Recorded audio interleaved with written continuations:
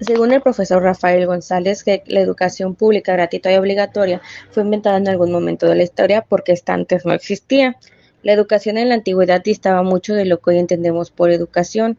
Un ejemplo es que en Atenas clásica no había escuelas y las primeras academias de Platón eran espacios como de reflexión, conversación y experimentación al aire libre. La instrucción ahí era obligatoria y eso era cosa de esclavos. Por otro lado, la educación en Esparta era más parecida a una instrucción militar. En este caso, el Estado se deshacía de quienes no alcanzaban niveles esperados. Ahí había clases obligatorias, fuertes castigos y modelamiento de la conducta a través del dolor y del sufrimiento.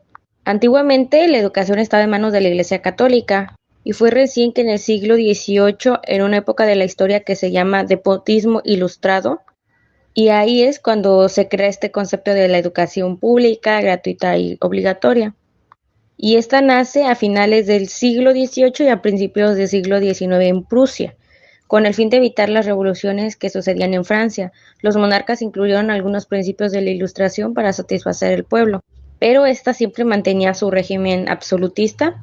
La escuela prusiana se basaba en una fuerte división de clases y castas. Otro ejemplo es que Catalina la Grande de Rusia llamó a los enciclopedistas franceses a preparar esto mismo. Deriot, uno de los más famosos que estuvo allí, pudo armar un paquete formador de ciudadanos. Bueno, no era formador de ciudadanos, sino de obedientes súbditos de estos estados. Ya después, en pocos años, los educadores de América y Europa visitaban Prusia para capacitarse. Su estructura heredera del modelo espartano fomentaba la disciplina, la obediencia y el régimen autoritario. Lo que buscaban estos déspotas ilustrados era un pueblo dócil y obediente. Ya con el paso del tiempo, el modelo se expandió a nivel internacional. Muchos países importaron la escuela moderna con el discurso de acceso a la educación para todos, elevando la bandera de la igualdad, cuando justamente la esencia del mismo sistema provenía del despotismo, buscando perpetuar modelos elitistas y la división de clases.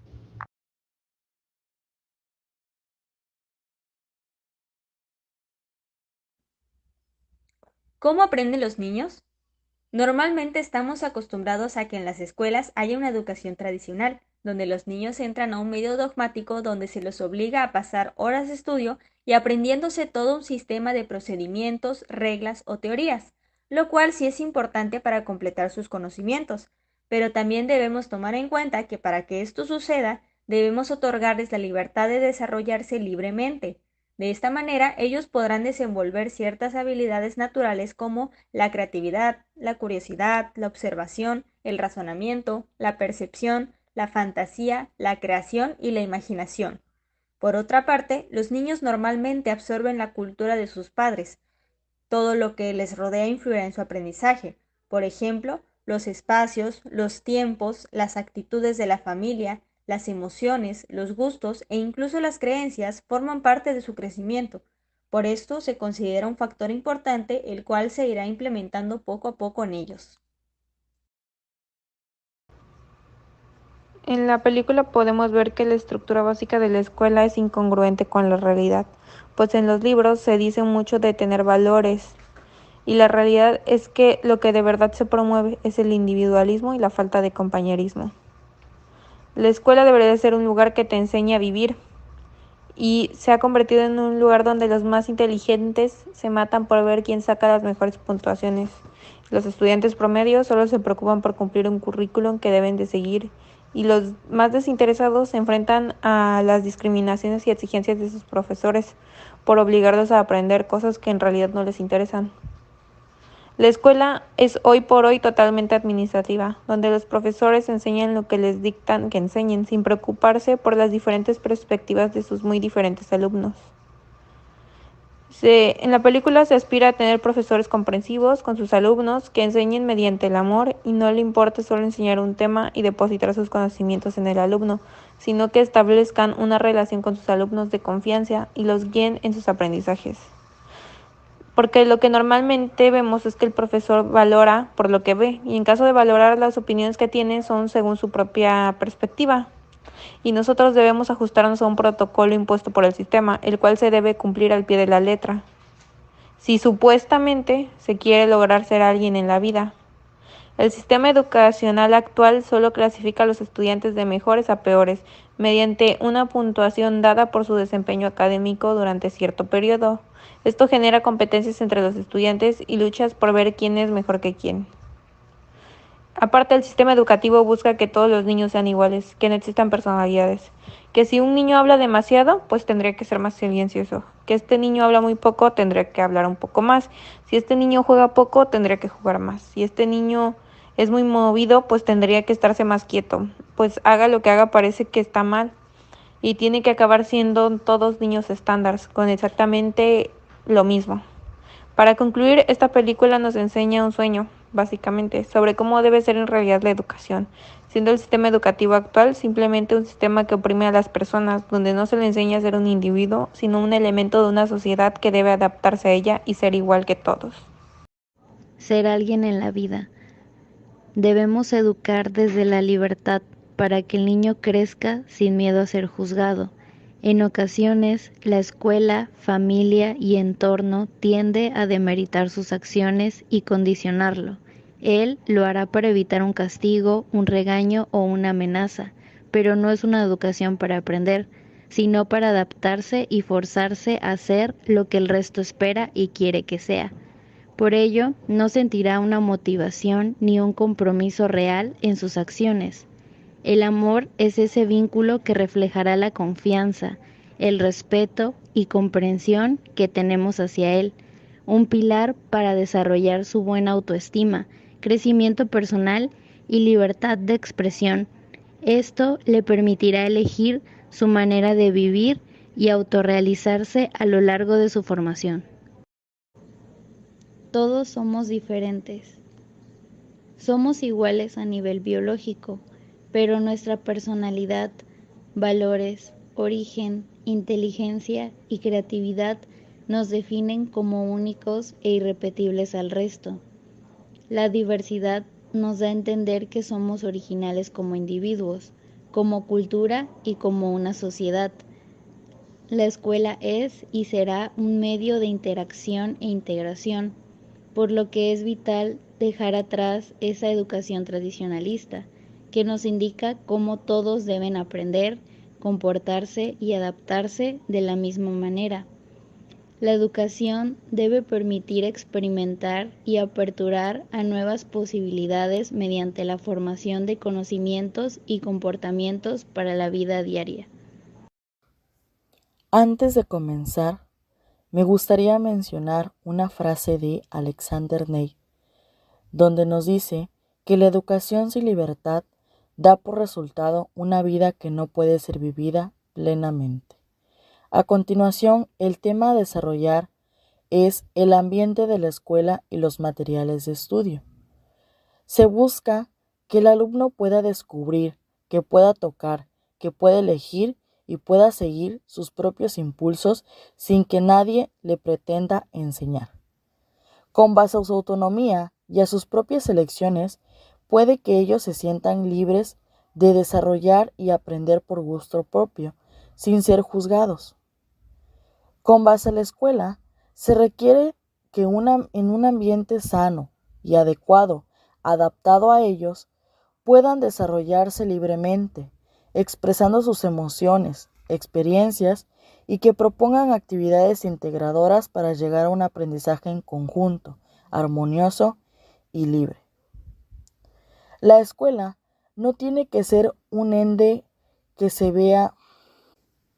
Lo que menos se busca es que la escuela sea vista como un encierro, sino que sea vista como algo armonioso, algo libre, en donde ellos se sientan a gustos de expresar sus sentimientos, sus emociones, sus formas de pensar, sin miedo a ser juzgados, a ser seleccionados.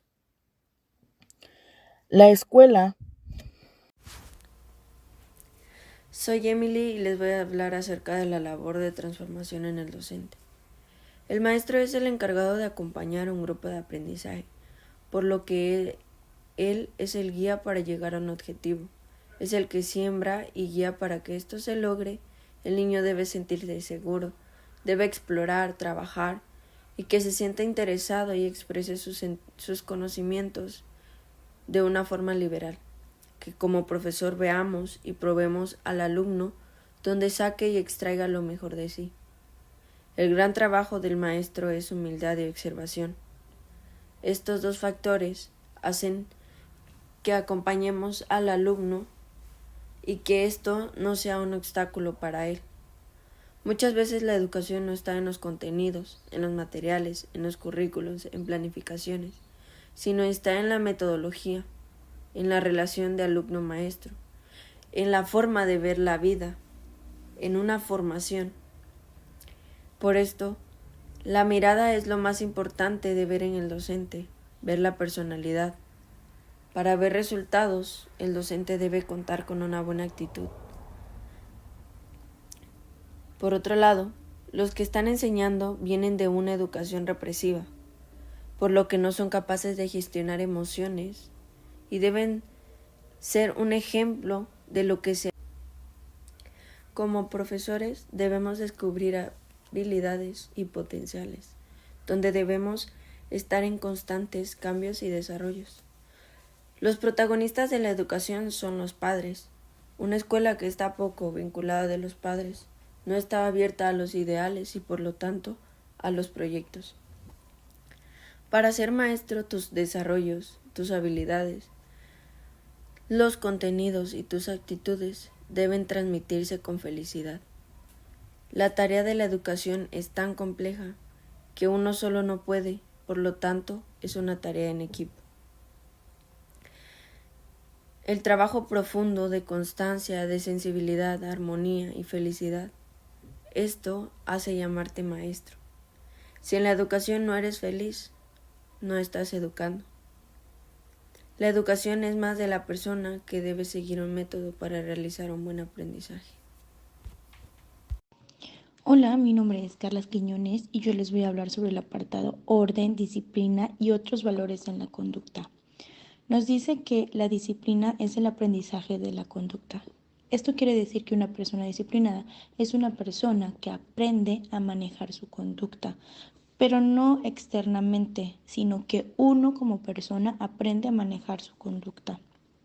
Nos dicen, podemos distinguir entre 3 tipos de disciplinas, que es la disciplina autoritaria, que esta es con reglas establecidas con una autoridad que la controla. Una disciplina funcional, en donde las reglas derivan de experiencias reales, son modificadas y establecidas en grupo.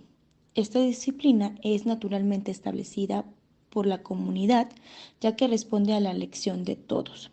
Y por último, una autodisciplina, donde cada persona es consciente de que construye su propia conducta. Los jóvenes aprenden del respeto de una manera viva y fácil. Si, por ejemplo, todos están en una silla y que un adulto les está diciendo que tienen que estar sentados en una silla, esto no es una disciplina, esto es una obediencia. Si tú le das el límite a los niños de dejar trabajar, permitir trabajar a los demás y que ellos entiendan que un comportamiento que impide el trabajo es un comportamiento de malo, estos van a decir, oh, ok, esto no lo puedo hacer, y ellos van haciéndose disciplinados. Y el tema aquí no es de que, sean disciplinados, es de que los niños se hagan cargo de sus propias consecuencias. Porque aquel ser que puede dominarse, pensar, reflexionar, no necesita un límite externo para conseguir lo que quiere, porque él mismo lo puede lograr. No podemos pretender que un joven pueda tomar decisiones conscientes sobre su vida, sobre su país, sobre su entorno, si siempre se le ha dicho qué tiene que hacer, cómo vestirse, y siempre decidimos por él. Los jóvenes tienen que ir aprendiendo y tomar decisiones de acuerdo a las necesidades de su entorno. En las escuelas no existen estructuras de poder, sí organizativas, institucionales, pero no de poder. A veces les pedimos su opinión y nos cuestionan de si en algún punto se tomarán en cuenta estas decisiones o estos puntos de opinión. Por lo mismo, en las escuelas normalmente se realizan asambleas entre todos para llegar a tomar acuerdos, decisiones o para hablar sobre acciones en las que estuvieron bien o en las que estuvieron mal y tener una buena relación entre todos, y ya porque pues todos son iguales, se reflexionan entre sí. Esto puede ser ya sea en parejas o pues en grupos. Se toman acuerdos, soluciones sustentadas y viendo de acuerdo a las decisiones que toma la comunidad. Gran parte de estas experiencias, ya sean dentro o fuera de las escuelas, se ven obligadas al margen de la educación de la escuela, pero no con tener una buena educación. Esto quiere decir que no tiene nada que ver con un buen aprendizaje o con decir que 2 más 2 es igual a 4. Ese es un aprendizaje obligatorio, tiene que ver más con descubrir tu vocación, tu propósito en la vida, porque la educación pues nunca la terminamos de tener, de aprender, porque uno va adquiriendo todos los aprendizajes y existen métodos autodidactas que conforme pasan los años siempre vamos a ir adquiriendo un nuevo aprendizaje y nosotros vamos a ser voces de interpretar y de saber externarle a los demás los aprendizajes que hemos adquirido. Y la educación puede existir en la casa, en las escuelas, autodidactas, sin escuelas. Depende el pedagogo o depende la comunidad, los maestros, cuál vean que sea más favorable para su comunidad educativa.